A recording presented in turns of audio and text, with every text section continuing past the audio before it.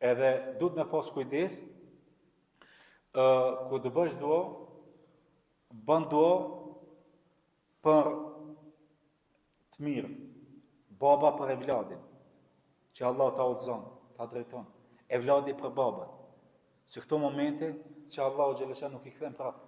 Ai cili bën dua baba për evladin, evladi për babën, vllau për vllaun, shoku për shokun. Edhe këto momente Allahu nuk i kthen duat prapë.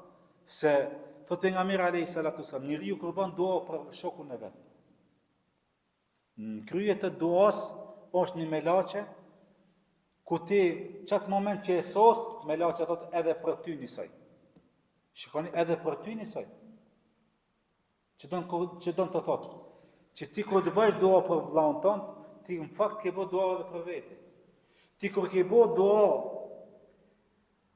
për filanin, për birin e filanit, edhe melaçja ka me thonë edhe për ty, edhe për djalin e filanit.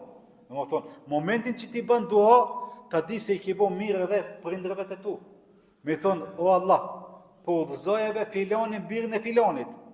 O Allah, drejtojeve filanin birin e filanit. Edhe melaçja ka me thonë, o Allah, po edhe ketë drejtoje, udhëzoje, jepi filanit, birit e filanit. Domethënë, ta cek melaçja edhe emrin e babas tonë. E për këtë shkak, serë që të bësh dua, ti ke bë dua edhe për njeriu.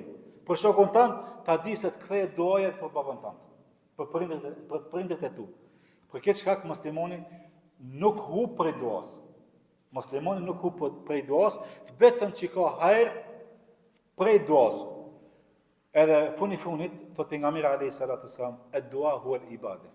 Duaja është adhurim. Është ibadet.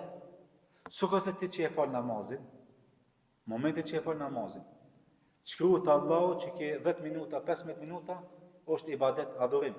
Një me 10, një me 70, një me pa kufi. Edhe duaja, momentin që i çon durr, Allahu ta shkruan sikurse ti ke bën një punë të mirë. Huwa al-ibadah. Është thelbi i ibadetit, thelbi i adhurimit. Kush duaja? Kështu që muslimani nuk prish asnjë send, nuk humb asnjë send nëse bën dua. Vetëm çka fiton sevape. Ata pranon Zoti. Ata largon të keqe, që është më e mirë se duaja. Ata zaventson ditën e Kiametit është puna e Allahut xhalesha.